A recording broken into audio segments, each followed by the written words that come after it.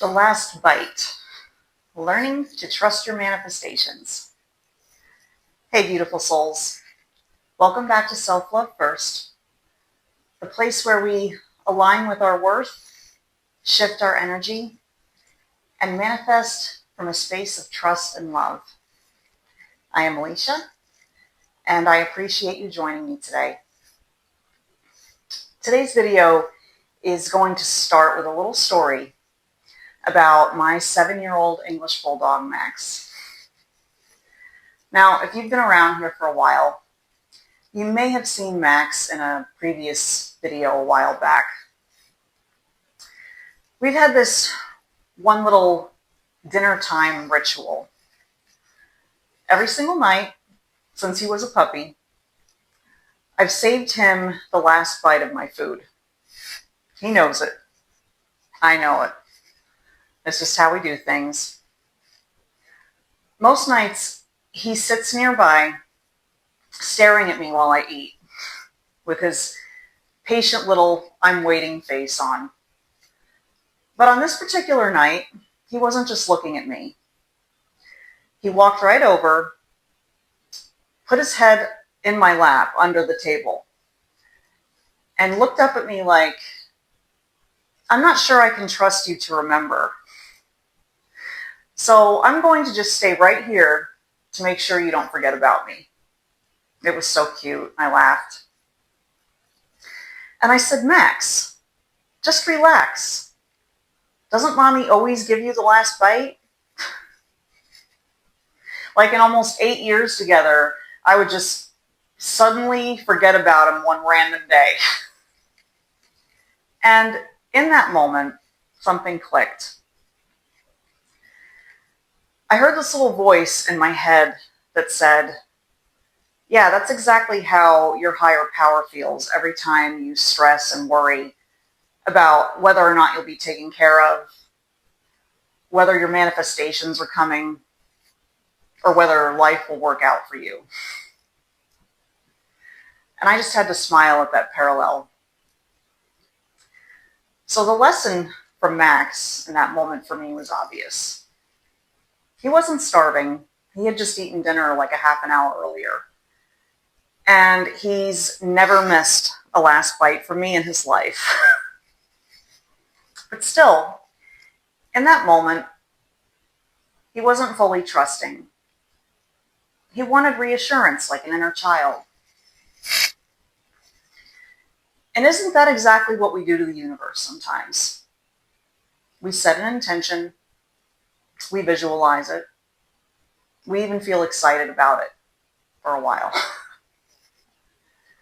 But then we start side-eyeing the universe, wondering, did it hear me? Is it really going to happen? Maybe I should check again, or try harder. Maybe I didn't do it right. We hover, we micromanage, and we doubt. All the while, the universe is smiling back at us thinking, doesn't she remember I've always taken care of her? Why do we do this? Why do we find it so hard to trust? Even when we have evidence that life has worked out for us before. Well, I thought of 3 main reasons. Number 1 is past disappointments. We remember times that things didn't go as planned, and then we project fear into the future. Usually when that happens, it's for a good reason that we can't always immediately see, right? And number 2 is control habits. We're taught from a young age that we have to make things happen through sheer effort. Letting go feels unsafe. And our human minds just can't stand the thought of not being in complete control over what's happening. So number 3 is forgetting the evidence. We forget how many times things worked out perfectly, often in ways better than we could have imagined. Our humanness thinks that we just did it right that time. Like we didn't have divine help in that particular situation, as if it's sporadic or random to be divinely guided. So how do we learn to trust? Trust doesn't mean doing nothing. It means doing your part, then releasing the how and the when. It's easy to have faith when everything appears to be going fantastically. But what about when we can't see it yet? Here we need to develop some trust anchors that help us out. So collect your proof from before. Write down times when the universe delivered to you unexpected blessings, perfect timing, and answered prayers. Keep a trust journal that you can go back to when you need some extra reassurance. Another good one is to consciously stay in the present moment. When you catch yourself future tripping, come back to now. Make it the choice to ask, what's actually wrong in this exact moment? Most of the time, the answer is nothing. Your needs are currently being met. Your human is just always scanning for issues or something to worry about. Then give gratitude in advance. Thank the universe before it arrives. This creates the same energetic signal as already having it. Remember, you don't want to be on the frequency of waiting. Otherwise, you'll get more time to wait. Breath work is great for getting back to a place of trust. Let's do a quick practice to reset the nervous system, shift you into trust. If you've been here before, you know I like to use box breathing, where we inhale for 4, hold for 4, exhale for 4, hold for 4. Let's do 3 rounds together. Ready? Close your eyes, feel your shoulders drop.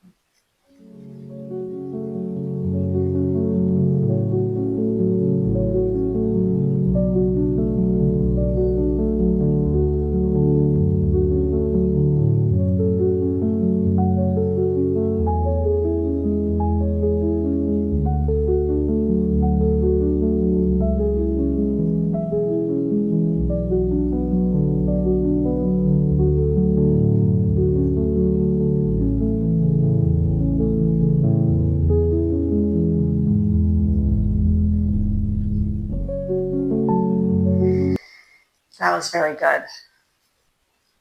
Feel the calm wash over you. This is the energy of I'm okay. It's okay. It's on the way. Now, I use EFT tapping every day for anything that I need to shift at the moment. And it's great for releasing worry and anxiety. Let's lock it in with a quick tapping round for trust. Just tap where I tap and repeat after me. Side of the hand first. Even though I sometimes doubt, I deeply and completely love and accept myself. Even though I sometimes worry, I honestly and completely love and honor myself. Even though sometimes I stress, I deeply and completely love and accept myself. Eyebrow. This worry about my manifestation, this anxiety about my desire,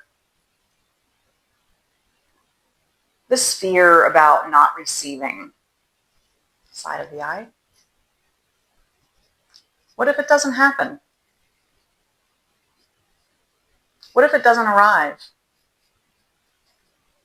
What if I did something wrong? Under the eye. I want to control the outcome.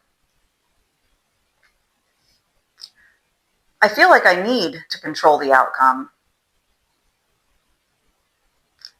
I can't help but want to control the how and when.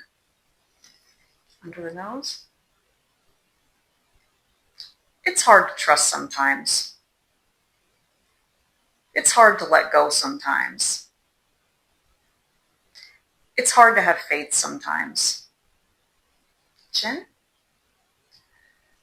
But I'm open to letting go. I'm willing to let it go. Clearing all the reasons why I shouldn't let it go. Collarbone. I choose to trust the process. I give myself permission to trust the process. I choose to have faith in the unseen yet. Under the arm. I know it's on its way. Probably even better than I thought. Maybe even way sooner than I think. Top of the head. I release the need to watch and control. I am safe to trust. Clearing the need to watch and control on a cellular level. Letting go of all the need to control. Take a deep breath in. Sigh it out.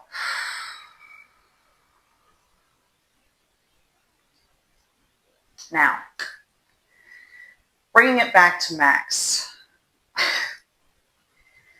You know, he will still get his last bite tonight, just like always. And your manifestations, they're still coming too. Hovering over them with anxiety doesn't make them arrive faster.